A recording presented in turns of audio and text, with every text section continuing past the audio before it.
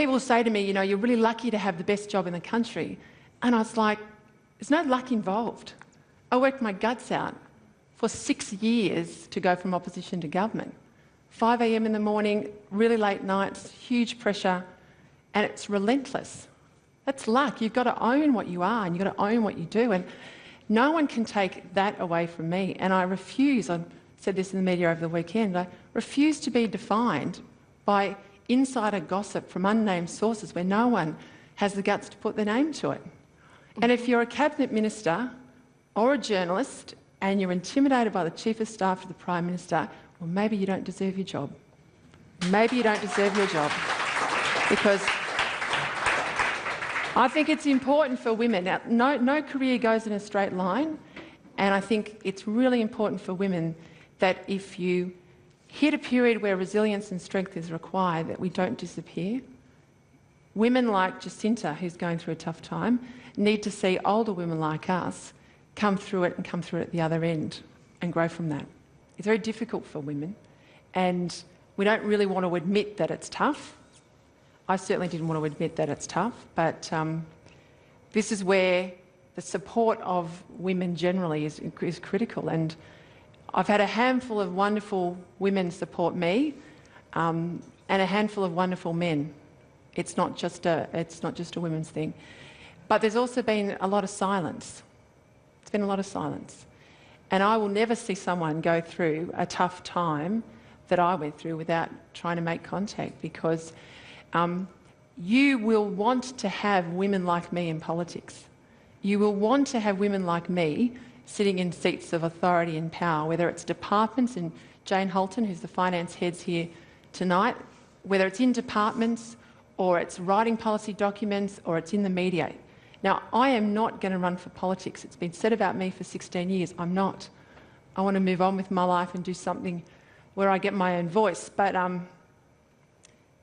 you want women in places where they can make a difference, because half the policy of this country is for us, but only about 1/10 of it is by us. And if we do not stand up and put women in the epicentre of decision-making, whether it's boardrooms, government boards, politics, cabinet rooms, wherever, if you don't have women there, we will not exist. And we've got 40% of government boards at 40% of government boards are now women, under this government and under the Labor government, 40%. And corporate Australia has been about 18% for nearly 20 years. And that's not good enough. The thing about you is you're this dreadful bossy boots, right? So women in politics... But hang on, what did you just say? I just called her a dreadful bossy boots, but only in parentheses. Just checking. So women in politics are either seen as, you know, ineffectual and weak, or terrible bossy ones. Is there actually a sweet spot in between, or does that not exist? I think everyone's got a shade of grey. You know, if I was a guy, I wouldn't be bossy, I'd be strong. If I was a guy, I wouldn't be a micromanager, I'd be across my brief or across the detail. You know, if I wasn't strong, determined, controlling, and got them into government from opposition, I might add, then I would be weak and not up to it and should have to go and could be replaced. So it's very binary when it comes to women. There's only been about 30 chiefs of staff to federal prime ministers, and only 3 have been women, and I'm now the longest serving after 2 years. That's a pretty horrible bloody statistic, and you want that to change. So Jacinta should be able to aspire to any job in this country. We've had a female prime minister, and I don't think enough's changed, or enough's changed quickly. So it's got to be something we take as a real issue now, because I think we had a lot of fights in decades gone, and then we've let it fall away. And I think it's just really important that it's part of a constant conversation, because there isn't women's business, right? There was no pink in tray on my desk that said this is where the women's issues go and everything else comes in, right? Every issue, the economy, look at the Treasurer from New South Wales.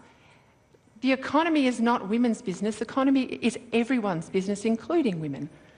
We've got to own the whole suite of issues: national security, defence, the economy, everything, not just be pushed off to one side.